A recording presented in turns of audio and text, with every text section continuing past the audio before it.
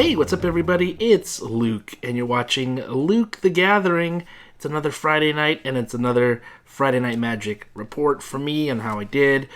And so, not the best this time. One and two, not 1 and 3. Played 3 games, 3 rounds, I should say. I went 1 and 2. Won my first game, did really well. Second game or round was actually extraordinarily close. It came down to the very, very last minute. Just who could draw the card to win, and my opponent drew the card. That round was, he took the round 2-1, and then in the third game, again, it was a 2-1 nail biter. Just really good, well played games. So I don't feel too bad about this 1 and 2 performance with Lord of the Rings. I was in, red and blue. I was in red and blue last time, but there were a few cards I really felt I was missing in this particular draft, and I think if I had those cards, maybe the result would have been a little different, because I did have a bomb, and that bomb actually was going to win me game 2, or round 2, but I was 1 life point away, and I will tell you, the card I was missing was the, Fiery Inscription. You know, with an Izzet deck, you want cards that really pay you off for playing spells. And that is definitely a card I needed. And there was not a single copy of that card in the entire draft pod, so I didn't get one. That's a huge card for red and blue. Didn't get it. Got it last time. Really helpful. And I got 1 Gandalf Sanction, which we'll look at when I go through the deck, as I usually do. And nothing like a Bilbo or Gandalf or Saruman.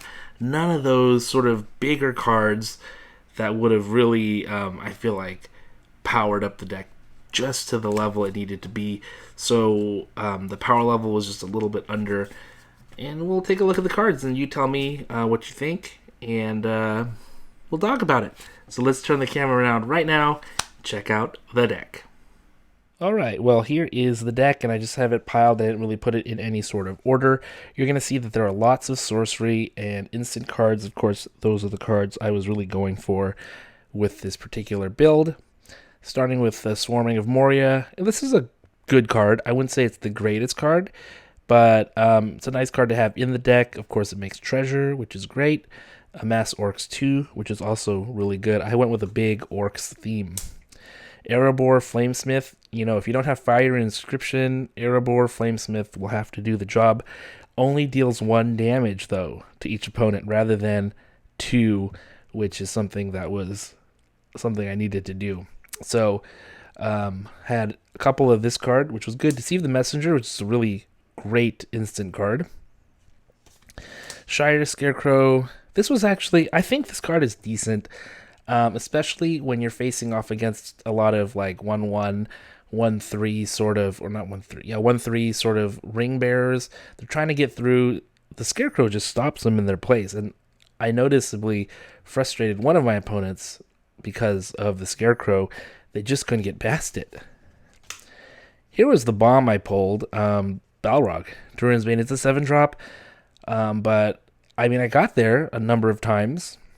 And this was the 1 black splash I had, and I think you would splash for this. A 7/5 can only be blocked by legendaries. It was really great, and yeah, just so close to winning games with this card, but just the things just didn't tip in the right favor for me.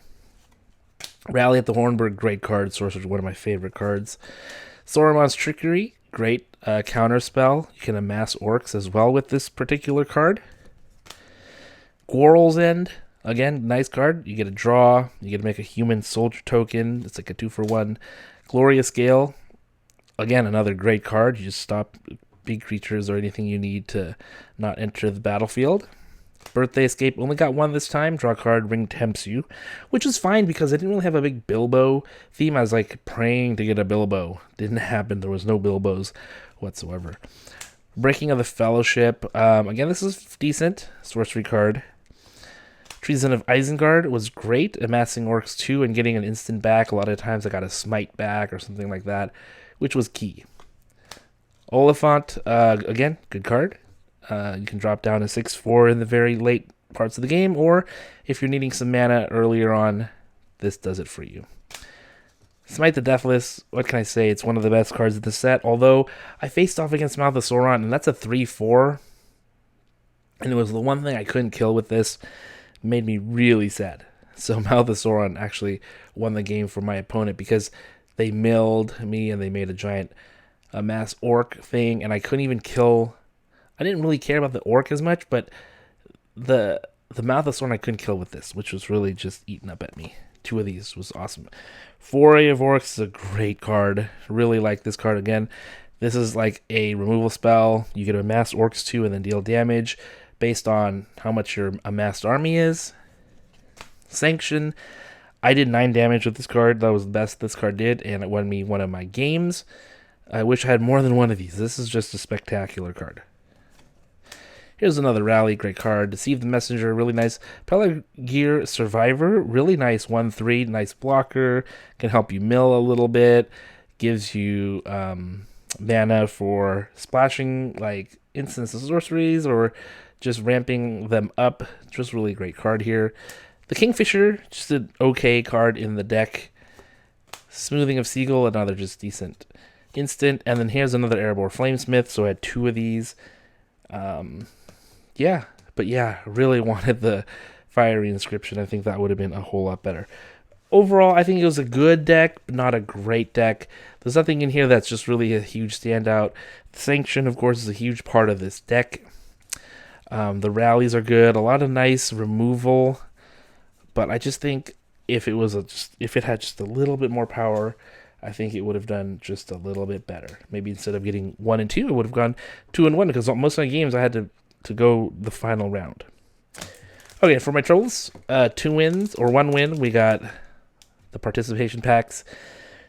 We got a Midnight Hunt set booster and a draft booster for Lord of the Rings.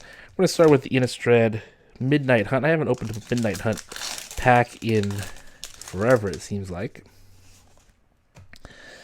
So let's see what we go to. Nice looking forest here. And I did like Midnight Hunt. A lot of people did not like Midnight Hunt. That's all right. We got Jaren. It's a mythic Corrupted Bishop in the showcase art. That looks really cool. Oh, we got 2 mythics, double mythic pack. And we got Lord of the Forsaken. Hey, that's a really nice little pull there. And then a curse of, a rare foil. So 2 mythic, 1 rare pack in the Midnight Hunt pack. That's, can't ask for much more than that unless it was like a Meat Hook Massacre. I think that would have been really great. Okay, let's go to the draft booster. We got the Orc Army. I like that card a lot. It's fun. Barad-dûr, the land. So we got the land as a rare. Got Gothmog, pretty good.